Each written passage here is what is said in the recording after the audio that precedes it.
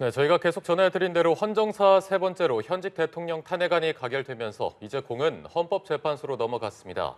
헌재는 탄핵 심판 절차에 돌입했는데요. 오늘 두 분과 포스트 탄핵 전국 전망해 보겠습니다. 장성우 전 건국대 행정대학원장, 최창렬 용인대 교수 모셨습니다. 어서 오십시오. 안녕하십니까? 네, 안녕하세요.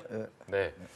2024년 12월 굉장히 바쁘게 돌아갔습니다. 지난 3일 밤에 비상계엄이 선포되고 나서 어제 국회 탄핵안 가결까지 있었는데 일단은 먼저 지금 이번 사태 어떻게 바라보고 계신지도 궁금합니다.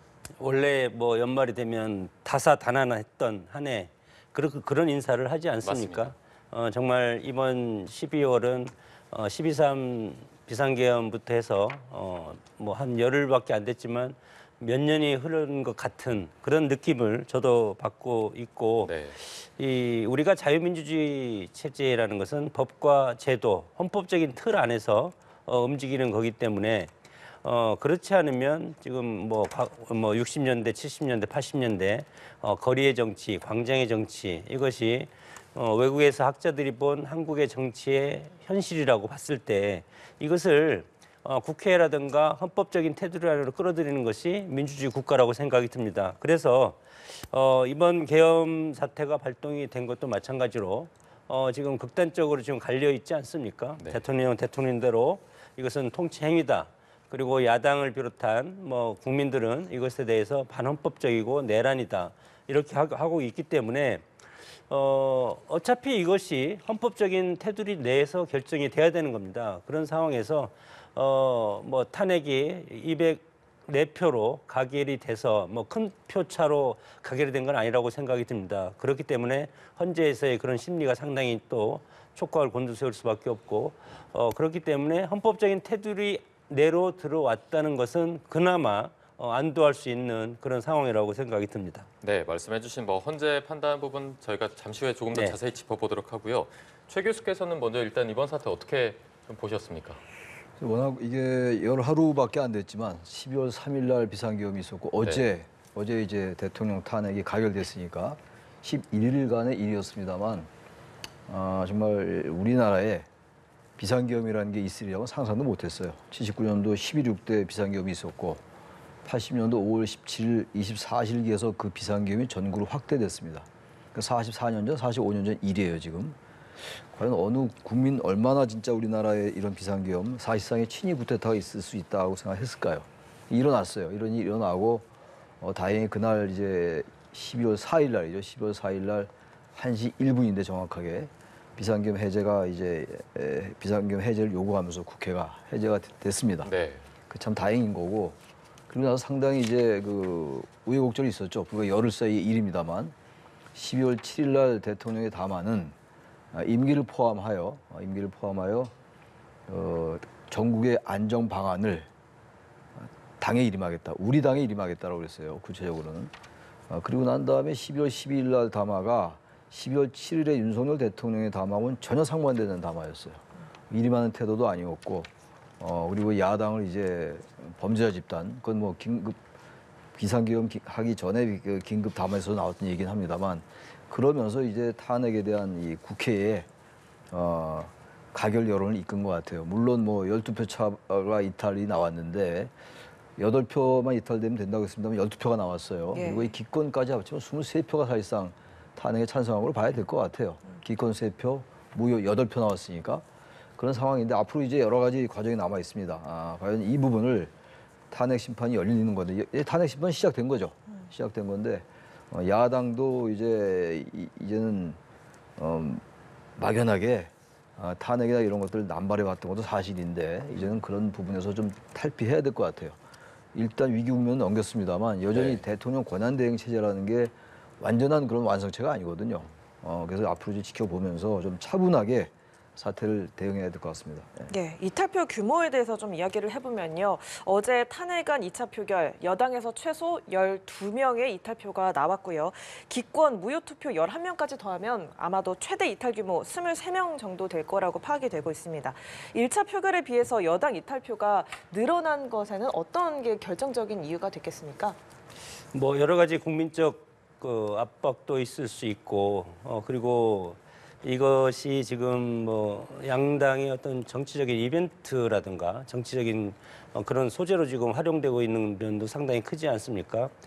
반드시 투표를 해야 된다는 것, 투표장에 들어가야 된다는 것, 과거에 민주당도 투표장에 들어가지 않고 불참해서 반대한 적도 상당히 많이 있습니다.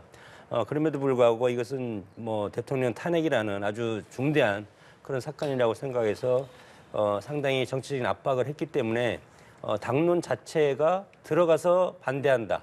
그렇게 지금 권성동 원내대표가 얘기하지 않았습니까? 예. 그런 상황으로 봤을 때는 이것이 국민들, 유권자 그리고 지지층을 외면할 수는 없다. 그렇게 판단이 돼서 들어간 것 같고 어제 뭐 기권 무효가 8표, 기권이 3표는 저는 반대표라고 생각이 듭니다. 그래서 실질적으로 찬성한 표는 12명 정도 되는데 결국은 당론만큼 나왔다고 봅니다. 국민의힘 당론이 70%가 탄핵 반대를 외치고 들어가지 않았습니까?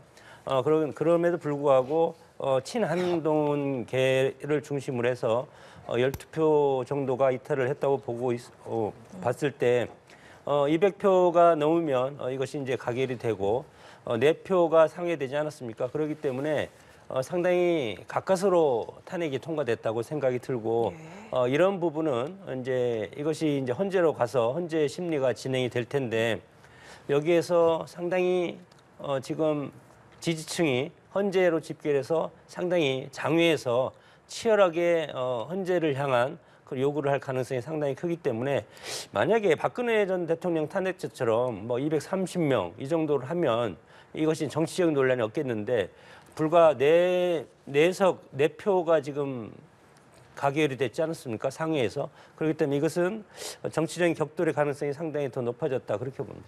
네, 교수님 찬성의 표를 던진 건 아니지만 기권이나 무효표에 투표를 던진 거에 대해서는 어떻게 해석을 해야겠습니까? 의도적인 거라고 봐야 되겠죠. 마음 같아서는 탄핵에 찬성하고 싶은데 당론은 어쨌든 부결인 상태로 들어왔단 말이에요. 투표에 임한 건데 그게 아마 그 고민이 배어 나와 있는 것 같아요. 이른바 당인으로서의 그 당론에 대한 부담감이 있었을 것이고 또 국민들의 그 탄핵 찬성 여론이 압도적인 상황이니까 아마 그런 부분도 의식했을 겁니다. 아마 그리고 어느 사람이 누가 어느 분이 이제 기권표를 던지고 무효표를 던졌는지 모르겠는데 뭐 지역구 여론 같은 것도 의식할 수 있을 것 같아요. 여러 가지가 이제 착잡하게 얽힌 거죠. 일부러 이제 보니까 어떤 표는 여기다 뭐 동그라미 친 데다 뭐 기권이라고 쓴 표도 있다고 그래요. 아주 의도적으로 그렇게 한 거죠. 근데 이 부분은 글쎄요. 이 헌법 46조에 보면 말이죠. 국회의원은 국가 이익을 우선하여 양심에 따라 직무를 행한다. 이게 헌법 46조예요. 헌법. 국회법이 아니라. 그렇다면 이럴 때는 다른 때야 뭐 당론이라는 게 있는 거니까 따른다 하더라도 이런 상황에서 저는 이렇게 기권표가 나오고 반대표가 나오고 물론 국회의원 개인의 자유이고 자신의 소신에 따라 투표한 겁니다만 이런 부분들이 과연 헌법기관으로서 그리고 헌법 46조에 부합하는 것인가 라는 생각이 들어서 기권표, 무효표 던진 사람들 나름의 생각에 따라서 했겠습니다만 소신 있는 행동은 아니었다고 생각해요. 당인으로서의 딜레마라고 생각합니다. 예. 네, 알겠습니다. 자, 그럼 저희가 앞으로의 상황 그리고 각 당의 상황에 대해서도 정리를 조금 해볼 시간이 필요할 것 같은데 일단은 국민의힘은 가결 이후에 선출직 최고위원 전원이 사의를 했습니다. 다만 한동훈 대표는 대표직을 계속 유지하겠다 이런 입장을 밝혀서 앞으로 여당 상황은 저희가 어떻게 전개된다고 봐야 될까요? 뭐 지난 박근혜 대통령 탄핵 때도 우리가 목도를 했겠지만 박근혜 전 대통령 탄핵 이후에 보수 지형이 완전히 괴멸되시다시피 하지 않았습니까? 그래서 이 탄핵의 후폭풍은 결국은 국민의힘의 어떤 정치적인 격변 이것으로 일단은 오리라고 봅니다. 대통령은 탄핵이 돼서 헌재 재판할 때는 뭐 얼마나 걸릴지 모르지만 이미 넘어가 있지 않습니까? 네. 그렇기 때문에 국민의힘 지지층들은 국민의힘에서 대통령 탄핵에 대한 여러 가지 찬성과 반대가 극렬하게 지금 엇갈릴 가능성이 상당히 크고 지금 입장에서 우리가 왕조적인 전통이 있지 않습니까? 과거에 노무현 대통령 탄핵을 당하고 나서 열린우리당이 당시 압승을 했습니다. 총선에. 그런 걸 봤을 때 이번 탄핵과 관련해서 보수층 지지층들이 탄핵에 반대하는 목소리가 상당히 컸습니다. 그런 상황에서 국민의힘의 지도체제 붕괴는 당연하다. 저는 그렇게 생각이 들고, 그러면 그 대안은 뭐냐? 결국은 국민의힘도 당헌 당규에 따라서 움직이는 정치 결사체이기 때문에 지도부가 와해가 되면 비대위원장이 당헌에 보면은 비대위원장이 당을 이끌게 되어 있고, 그럼 비대위원장은 어떻게 결정을 하냐? 전국위원회에서 뽑아서 원내대표와 함께 당을 이끌어가게 되어 있습니다. 어제 한동훈 대표는 그럼에도 불구하고 사퇴하지 않겠다 했는데 최고위원 4명이 사퇴하면 지도부가 무너지는 겁니다. 이미 당 대표를 포함한 전당대회에서 최고위원을 뽑았기 때문에, 그래서 이미 지도부는 와해됐다고 생각이 들고, 다만 비대위원장 선임도 마찬가지로 한동훈 대표가 이거에 대해서 이제 선임을 하겠다는 이제 정치적인 그런 생각도 있는 것 같은데, 아마 이것은 지금 모든 권한은 원내 회의에서 결정하게 되어 있지 않습니까? 그렇기 때문에 아마 내일쯤 원내 의원 총회를 열어서 결정을 하기 때문에 일단 지도부 체제는 무너졌다고 생각이 들고, 그러면 비대위원장을 통해서 이 지금 탄핵 국면, 그리고 앞으로 있을 대선, 그리고 지방선거, 여기까지 이제 준비를 해야 될 텐데, 계속 우리 정치가 상당히 불확실을 보이기 때문에 이제 비대위원장 체제로 계속 간다는 것이 어떤 정치 안정성은 해치기 때문에, 국민의힘 입장에서도 이 비대위 체제를 빠른 시일 내에 종식하고 다시 새로운 지도부가 등장하는 것이 올바르다고 생각이 듭니다. 네. 이재명 대표 어제는 여의도 집회 현장에 나가서 국민이 참여하는 민주주의를 시작하자라고 했었고요. 또 오늘은 기자회견이 예정돼 있죠. 정부와 여당의 여야정 3자 비상경제 점검회의 동참을 요청할 예정인데, 탄핵안이 가결된 이 시점에 이 대표의 앞으로의 행보 어떻게 예상하십니까? 사법 리스크가 가장 역시 큰 변수입니다. 예. 지금 여러 가지 재판이 있습니다만, 지금 11월 달에 지난달에 2번의 재판이 있었잖아요. 공직선거법 위반 사건하고 위증교사 사건이 있었는데, 하나는 무죄나고 하나는 징역이 나왔어요. 징역 집행유예가 나왔는데, 지금 현재 대법원까지 하려면 지금 강행 규정에 의하면 공직선거법의 경우에요. 다른 사건이 그런 건 아닙니다. 공직선거법의 경우에 6개월 내에 심판하고, 일단 1심은 끝났어요. 네. 그럼 2심이 이제 3개월 내에 하고, 그다음에 2심에서 3개월 이후에 대법원 판결, 이렇게 나와 있는 게 강행 규정입니다. 강행 규정인데 그게 잘 행동으로 옮겨지지 않았어요. 그래서 11월 달에 1심 공직선거법을 했으니까 3개월이 문제입니까? 2월 달이잖아요. 2월 달에 2심 여는 거고, 그다음에 거기서 또 3개월이면 5월 달이에요. 633에 의하면 그게 잘 지켜질지 모르겠는데, 지금 조 대법원장은 이걸 가능하면 지키라고 얘기를 한 상황입니다. 그게 변수예요. 그러면 탄핵 심판이 언제 결론이 내려질 것인가? 여기에 따라서, 왜냐하면 탄핵 심판이 내려지고 나서 60일 이내에 대통령 선거를 치르게 돼 있어요. 그렇다면 탄핵 심판이 빠르면 빠를수록 이재명 대표에겐 유리하겠죠. 대법원 판결까지 안 갈 수가 있으니까. 예. 그리고 이제 이게 근데 헌법재판소는 지금 6명 체제예요. 다들 아시겠습니다만 9명으로 채워서 그리고 난 다음에 6인 이상의 이제 찬성을 얻는 게 그게 정당성을 확보하는 길일 겁니다. 지금 6명 6인 체제로도 심리도 가능한데, 이게 과연 최종 결론도 가능하냐 얘기는 어제 그 문영배 헌법소장 대행이 그거는 논의해보겠다라고 얘기를 했어요. 그런 상황이기 때문에 이것도 대단히 변수가 많습니다. 그러면 한덕수 대통령 권한대행 국무총리가 과연 나머지 3명 헌법재판관, 국회가 추천하는, 국회 추천문만 남았어요. 3명이. 야당이 2명 추천했고 지금 여당이 1명 추천하는 상황인데, 이걸 과연 임명할 것인가. 여기에 대한 또 이 경론이 있을 것 같아요. 워낙 이제 이 헌법재판소의 시간이기 때문에 헌재 심판을 가능하면 늦추려 하는 게 여당의 생각일 것이고, 야당은 가능하면 헌재 심리를 빨리 끝내려 할 겁니다, 아마. 그래서 어제 탄핵소추안, 2차 탄핵소추안에서도 굉장히 단순화시켰어요. 여러 가지 가치 외교나 여러 가지 이태원 참사 이런 거 다 뺐거든요. 그러니까 가능하면 헌재 심리를 좀 간단하게 여기서 그런 것 같아요. 이른바 선택과 집중 전략인 것 같은데, 그게 변수일 거예요. 이재명 대표에게는 뭐니 해도 말이죠. 그렇다고 완전히 대법원이 이제 압도적인 1위의 대선 주자인데다가 시간이 촉박하고 이러기 때문에 판결을 안 열 것인가? 그렇게 장담할 수도 없어요. 현재 상황이 이렇기 때문에 아무도 이건 예단할 수 없습니다. 오로지 헌법재판소와 법원의 시간이다. 네. 알겠습니다. 자, 저희가 조금 전에 들은 속보를 전해드리고 대담을 좀 이어가도록 하겠습니다. 한덕수 대통령 권한대행 국무총리가 오늘 오전 7시 15분쯤 조 바이든 미국 대통령과 통화를 하고 현 국내 상황, 또 한미 동맹 강화 및 북핵 문제 등에 대해서 협의했다는 속보가 들어왔습니다.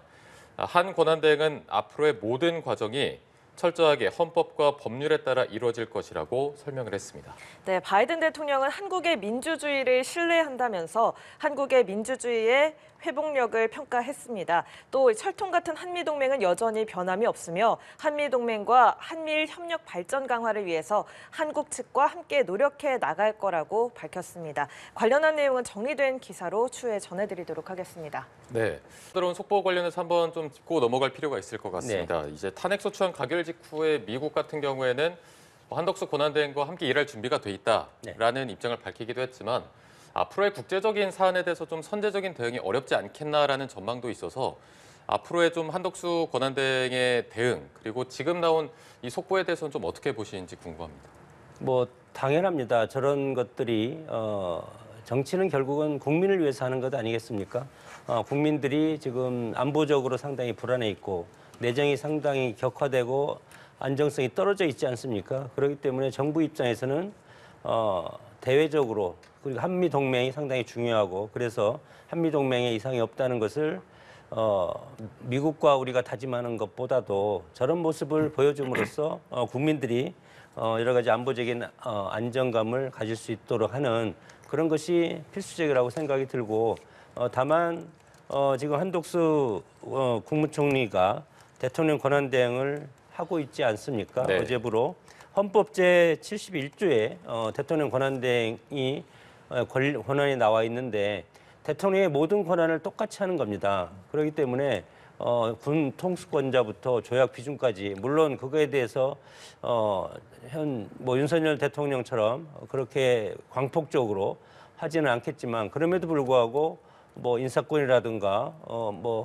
헌재 재판관 임명 이런 것들은 해야 되기 때문에 여러 가지 뭐 현상 유지라든가 상황 관리 차원보다도 실질적으로 급박한 상황이 있기 때문에 대통령의 권한을 그대로 이행할 수밖에 없다고 생각이 들고 이런 측면도 마찬가지로 외교라든가 이런 것도 윤석열 대통령과 똑같은 반열에서 하고 있다는 그리고 어제는 또 그 전군 경계태세 강화하고 치안 질서 확립하라 이런 것을 제일 먼저 얘기하지 않았습니까? 네. 그래서 국가가 존재하는 것에 정부의 존재 목적, 국민의 생명과 재산을 보호하는 것이 제1번입니다. 그렇기 때문에 안보적인 차원에서 그리고 한미동맹 차원에서 저런 모습은 상당히 정부로서 당연히 해야 될 의무라고 생각이 듭니다. 네, 뭐 조금 전 속보 내용에도 있었지만 뭐 현재 국내 상황 그리고 한미동맹 강화와 북핵 문제 등에서 협의하겠다라고 밝혔거든요. 하지만 이 대응에 한계가 있다는 지적도 있어서 저희가 어떤 식으로 좀 해석을 해야 되겠습니까? 한계가 있을 거예요.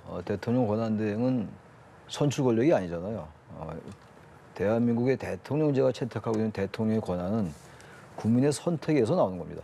그 주권자의 선택에 따라서 대통령의 권한이 행사되는 건데 워낙 그야말로 비상한 상황이기 때문에 그래서 이제 헌법에 대통령의 사고나 고리에 대비해서 권한대행 체제가 있는 거거든요. 권한대행의 제도가 있는 건데 권한대행이 여러 가지 이제 그 대통령의 권한을 대행하는 겁니다.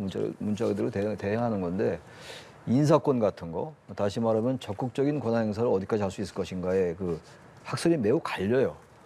이게 그래서 이게 어디까지 권한이 있다. 권한대행의 권한이 그렇게 얘기하기가 대단히 어렵습니다. 단정하기가. 그건 결국은 그때 경우에 따라서 하는 수밖에 없는데 뭐 당연히 저런 얘기는 할 수 있는 거죠. 당연한 얘기고 당위적인 네. 얘기니까. 근데 문제는 이제 외국 원수들이 외국의 정상들과 회담을 할 수 있을 것인가.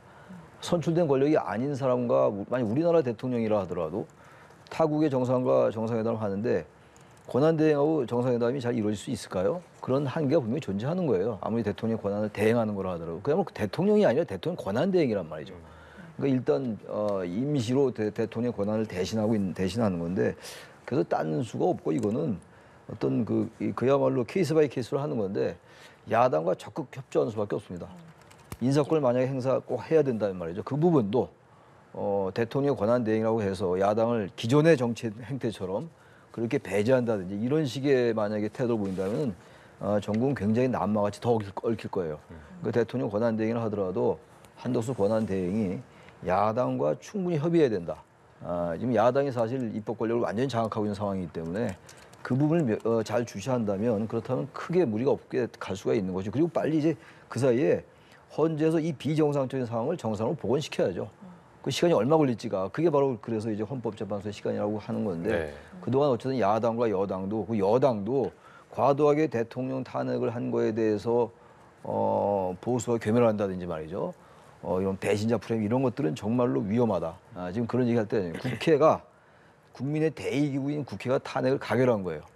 지금 아까 여당 얘기 잠깐 나왔습니다. 그래서 제가 말씀드린 건데 지금 여당이 보여주고 있는 태도 어제 탄핵이 가결되고 난 다음에 대단히 이해하기 어려워요. 그렇게 해서 과연 국민들에게 표를 달라고 할 수 있을까요? 반성하거나 참여하지 않고 윤 대통령 가결했다고 해서 탄핵을 가결했다고 해서 아까 윤상현 의원의 발언 같은 거 그건 참 그거는 국민들의 민심과는 너무 동떨어져 있다 이렇게 저는 생각을 합니다. 네, 지금 계속 이야기하는 것처럼 이제 한덕수 국무총리가 대통령의 권한을 대행하게 되면서 거부권과 관련한 부분도 좀 주목을 받고 있거든요. 김여사 특검법을 비롯해서 윤 대통령이 계속해서 제2요구권을 행사했던 야당 단독 처리 법안들 한 총리 역시 거부권을 행사할 거다라고 예상을 하십니까? 지금 국민의힘 권성동 원내대표가 취임 일성으로 야당이 제출한 여러 가지 노란봉투법이라든가 7개 법안이죠. 여기에 대해서 제의 요구를 해야 된다. 이렇게 지금 주장을 하고 있고 한 총리 권한대행도 마찬가지로 지난 국무회의를 통해서 의결을 할 때 반헌법적인 요소가 있기 때문에 이것은 제의 요구를 건의할 수밖에 없다. 이렇게 얘기를 했습니다. 그런 상황에서 지금 뭐 집권당 국민의힘 입장을 대변한다기보다도 국무위원은 정말 국민을 위해서 판단해야 되지 않겠습니까? 이 법안이 우리 헌법적인 정신과 그리고 우리 서민들의 삶의 질 향상에 도움이 될 것인가? 그런 거에 대해서 일단은 따져보고 그것이 만약에 반헌법적인 요소가 있고 여러 가지 원리적인, 법리적인 그런 쪽에서 그런 문제가 있다고 하면 당연히 제의 요구를 할 필요가 있고 해야 된다고 생각이 듭니다. 네, 한덕수 권한대행의 거부권 행사와 관련한 부분 어떻게 예측을 하십니까? 저는 한덕수 권한대행이 거부권 행사하기 어려울 것 같아요. 권한대행이라서 지금 뭐 충분히 말씀드렸습니다만 권한대행이니까 권한 행사할 수 있어요. 근데 거기에 대해서 어떠한 것까지는 권한을 행사하고 어떠한 부분은 권한대행은 이 권한을 행사할 수 없다라는 규정이 없어요. 아무 데도 없습니다, 지금. 네. 따라서 이제 그 경우에 따라서 해야 된다고 말씀드린 건데 이 거부권에 대한 논란은 많이 있었잖아요. 물론 야당도 탄핵을 과도하게 빈번하게 행사한 것도 분명히 있어요. 거기에 대한 비판도 존재하는 것이고. 근데 대통령이 윤석열 대통령이 거부권, 이른바 제2요구권, 제2요구권을 너무 심하게 남발했다라는 비판도 대단히 많았습니다. 근데 지금 권한대행의 자리에 올라간 분이 그 지금 여야의 상당한 갈등의 주요 원인 중에 하나였던 거부권 행사.